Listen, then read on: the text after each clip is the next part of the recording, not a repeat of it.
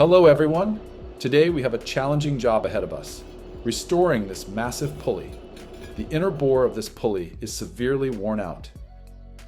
It has tapered sections on both sides and a bearing seat in the middle.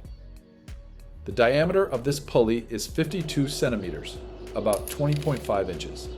I've decided to repair it by installing a sleeve using this steel blank. This is going to be an interesting restoration, so sit back and enjoy the process. If you enjoy videos like this, don't forget to subscribe and leave a like. Your support helps the channel grow and allows me to keep making more content like this.